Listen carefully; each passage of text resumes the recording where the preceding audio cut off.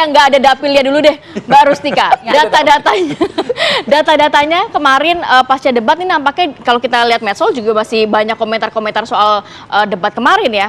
Hasilnya seperti apa? Sentimennya banyakan negatif atau positif nih? Nah, jadi sebenarnya kalau terhadap debat itu sendiri ada dinamika yang luar biasa gitu. Kita tahu kita bicara dalam situasi era medsos gitu, di mana setiap orang itu bisa menyampaikan opininya melalui medsos gitu.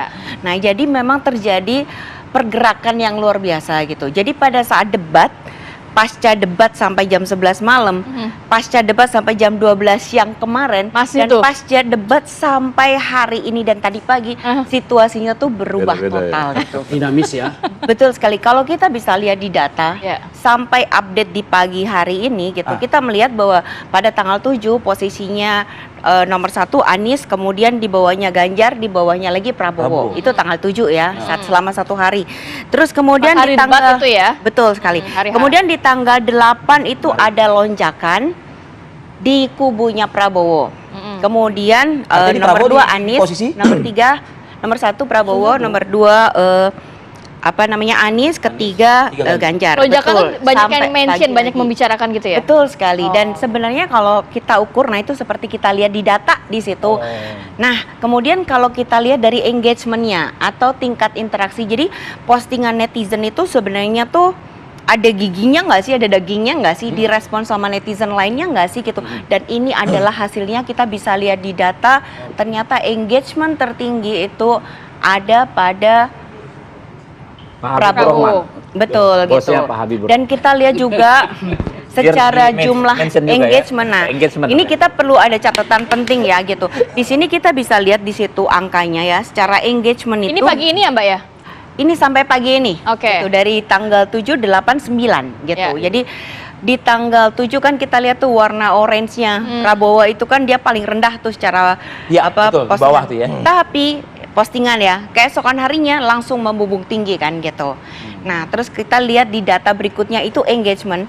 Engagement itu yang tadi itu, dan ternyata engagementnya tuh untuk Anies itu ada 6,4 juta, Prabowo itu ada 11,5 juta, dan kemudian Ganjar ada 3,6 juta. Yang perlu kita lihat adalah sebenarnya apa yang membuat Prabowo engagementnya sangat tinggi.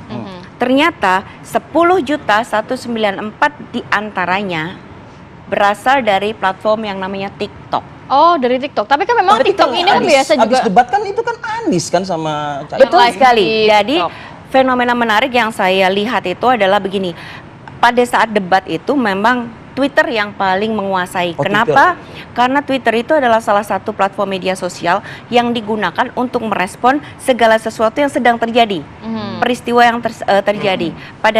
Pada saat di Twitter itu orang tuh menyampaikan, dan itu menjadi salah satu pembentuk opini publik gitu. Dan kenapa orang tuh senang di Twitter? Karena kan kita bisa tahu yang lain gimana-gimana, dan muncullah dia menjadi trending Twitter. Nah, ketika dia muncul di trending Twitter, maka dari platform media sosial ini masuklah ke media mainstream. Buktinya apa? Kita lihat kan tagar El Chef muncul gitu kan. Nah, itu tagar emon-emon, gemoy, dia menjadi trending topic dan muncullah di media mainstream, ditulis di dimunculkan di televisi. Nah, itulah situasi gitu. Kenapa seperti itu? Nah, sampai jam 12 siang kemarin saya itu buka. Biasanya 1 hari jelang pasca debat, pasti itu yang namanya netizen dari kubu TikTokers itu pasti udah sangat luar biasa. Tapi kemarin sampai jam 12 kok sepi aja gitu. Kenapa tuh Mbak? Justru di situ, nah ini kan yang menjadi pertanyaan. Karena apa? Karena kalau kita buka nih di data debat kemarin, isu yang paling besar dibicarakan itu apa? Ternyata adalah sesuatu isu yang sangat serius sekali gitu di isu-isunya gitu. Seperti soal Gaza, kemudian soal alutsista, soal anggaran, soal utang gitu. Jadi itu kan sesuatu yang sangat serius gitu. Sementara TikTokers itu kan dia lebih santai, ceria, ringan, fun gitu. Kalaupun politik, biasanya politik yang sudah dikemas menjadi sesuatu yang menarik gitu. Itu sebabnya selama ini kan Anies kan banyak bermainnya kan di Twitter. Dia mencoba untuk masuk ke wilayah TikTok dan itu berhasil mendapatkan audiens banyak gitu. Nah, kemarin nih menariknya apa? Yang mendukung Pak Prabowo itu kebanyakan itu dari yang jenis kelaminnya tuh perempuan, Pak. Oh, gitu. Nah, para perempuan ini dia tuh munculnya kebanyakan di TikTok juga, dan dia mempertanyakan gitu, kenapa sih kok debat pada pada nyerang, pada ngeroyok Pak Prabowo gitu. Kasihan banget ya Pak Prabowo dikeroyok. Nah, situasinya tuh seperti itu. Jadi para perempuan itu merasa kok seperti itu, dan di situ kelihatan militansinya netizen terhadap 02 itu dua itu adalah bahwa pokoknya apapun yang terjadi di debat saya pilih sana gitu. Nah, sementara berarti lebih positif ya sentimennya ya? Ya, akhirnya positif karena ada dukungan terhadap itu gitu. Nah, sementara kalau kita lihat dari debat kemarin secara kualitatif nih ya, itu yang paling mendapatkan sentimen positif dan netral itu ada Ganjar.